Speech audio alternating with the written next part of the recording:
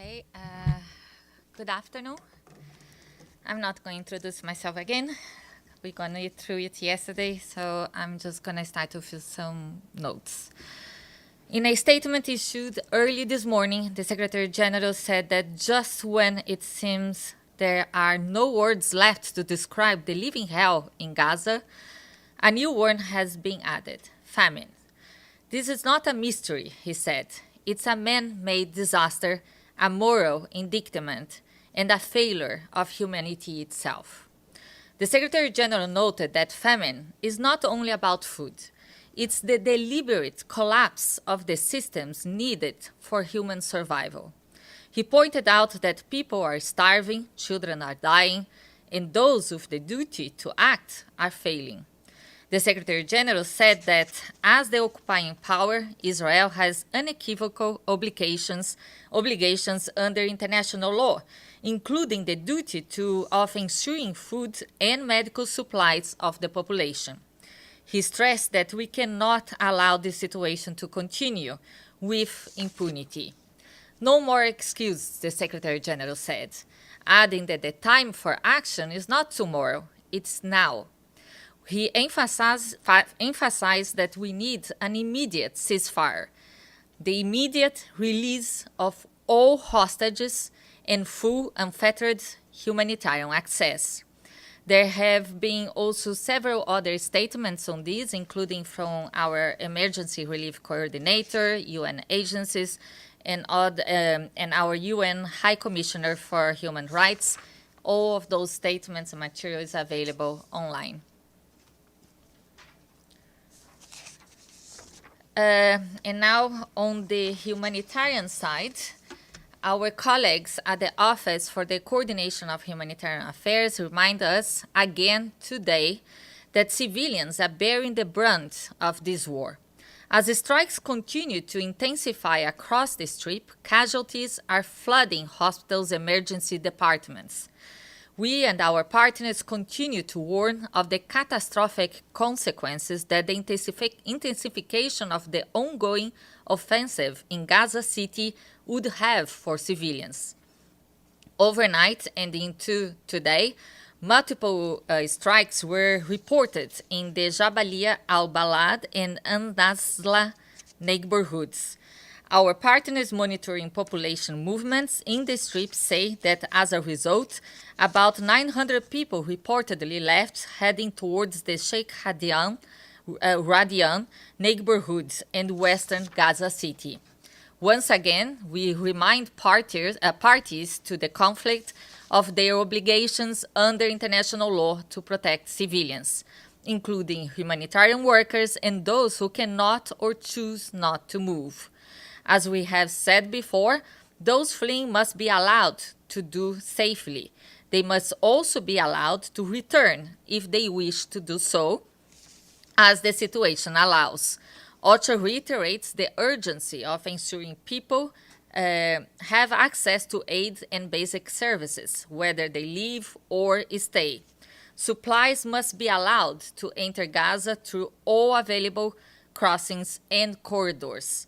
We and our humanitarian partners must have safe, predictable, and sustained access to deliver aid at scale to people in immense need of assistance. Our colleagues working on health remind us that nearly half of all hospitals and field hospitals are located in Gaza City and account for 40% of the total inpatient bed capacity in all of the Gaza Strip. Expansion of military operations would further cripple the collapsing healthcare system. Many medical facilities in the south are operating several times over the bed space capacity. Partners stress that access to healthcare must be immediately restored to avert more preventable deaths. And today in Japan, the Secretary General delivered remarks on the occasion of the UN Special Day at the Expo 2025. He said that the United Nations touches our lives every single day. Every day, he said, the UN provides food and assistance to more than 150 million people, supplies vaccines to 45% of the world's children, and supports elections in more than 50 countries. The Secretary General highlights the importance of the reform. He added that he launched the UN 80 initiative to help ensure that the 80th anniversary of the UN is not only a moment of reflection, but a catalyst for reform and renewal. Mr. Guterres visited some pavilions at the Expo 2025, including the UN pavilion, and he expressed his gratitude to the UN staff there and volunteers, as well as to Japan and the host country. He will be back in New York tomorrow, Saturday.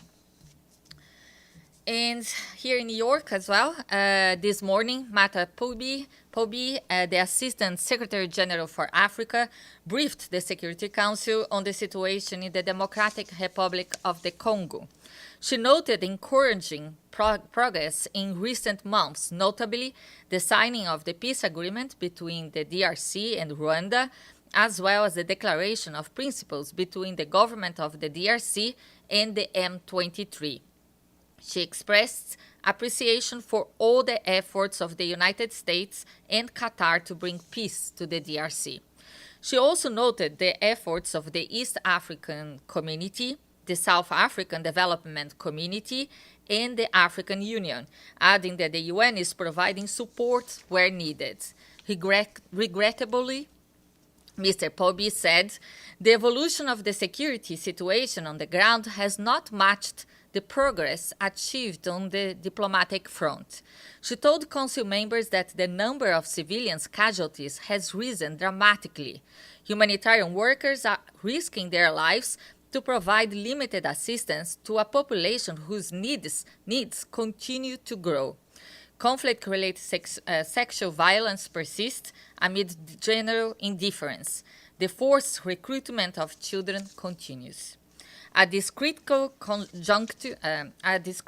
moment for the country and the region, Ms. Poby said it's vital that the Security Council place its full weight behind current peace efforts and exerts its influence to ensure respect for all and compliance with Resolution 2773.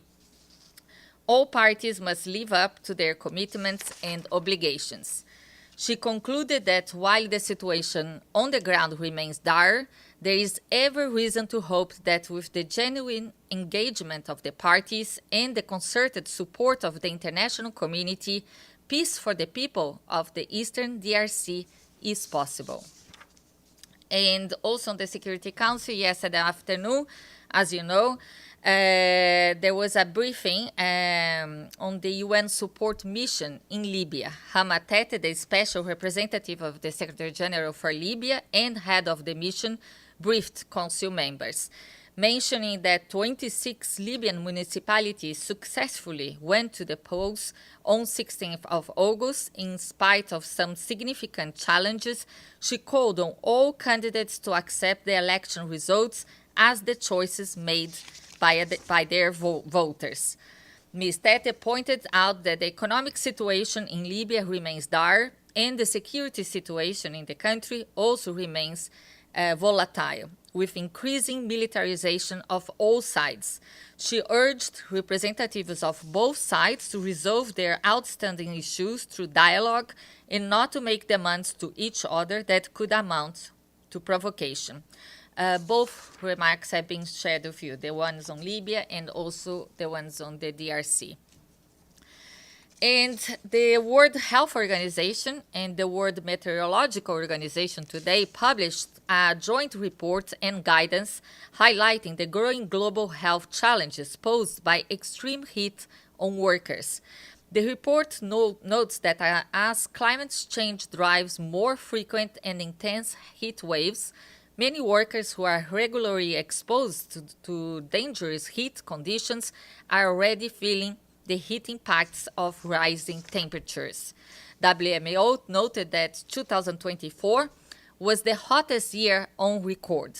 Daytime temperatures of more than 40 degrees Celsius and even above 50 degrees Celsius are becoming increasingly common, a clear indication that immediate action is needed to address the worsening impact of heat stress on workers worldwide.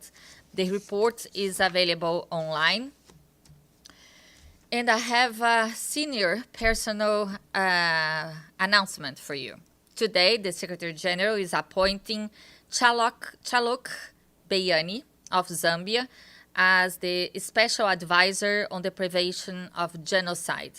He succeeds Alice Nderitu of Kenya, to whom the Secretary General is grateful for her services. The Secretary General also wishes to extend his appreciation to Virginia Gamba, former Special Representative of the Secretary General for Children and Armed Conflict, and Pramila Patten, Special Representative of the Secretary General on Sexual Violence and Conflict, who have been serving as acting Special Advisor on the Prevention of Genocide. Ms. Patten will continue to serve as acting Special Advisor until Mr. Beyani assumes his position. Currently an associate professor of international law in the Law Department of London School of Economics and Political Science, Mr. Beyani brings practical legal, diplomatic, and political experience in international law and human rights, including national constitutions and treaty making. There's more information online. And I have one last note. We have a couple of international days to flag. Today is the International Day commemorating the victims of acts of violence based on religion or belief.